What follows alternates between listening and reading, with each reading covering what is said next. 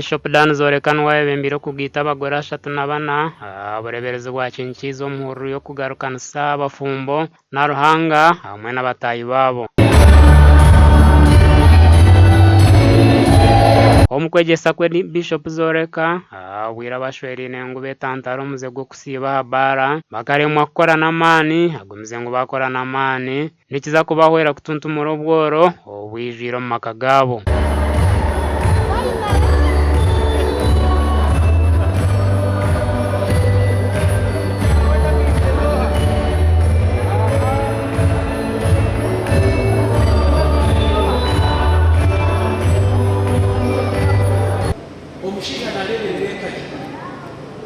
Omushiga niwe purana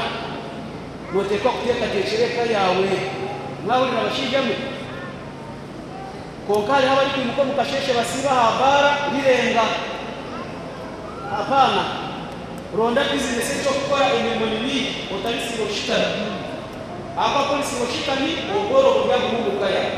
abagisirwa bagirangwe iki kibire cyo kutangaza abo kubagitirwa busha batashashwire sente nakache kandi ngo noburebereze bakorire mbaga makeke yibabire batakuteka teka.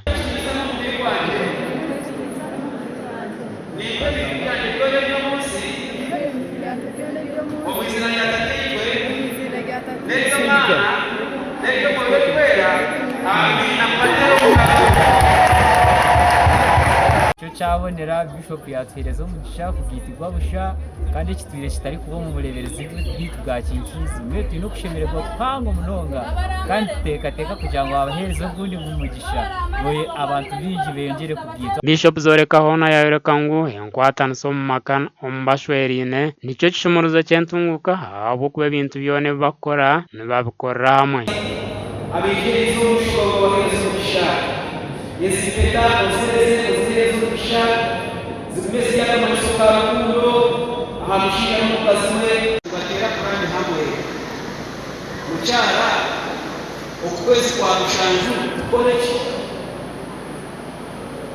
nimwenda kuhinga ki mwine business eha nimwenda kutunga mpundu ninganya koko babashwerine basimira ruhanga abo kubahisiya yizo bankereri yo mutano rero batwire bategerize kumara obwire buringwa ndarona kandi izobe ryabonera Bishop yatsiremo umuranga kuja ari kutugita ari kusibura mbone twashomerwa munonga amakuraga gashakwa Wilfred Weza akabyakuma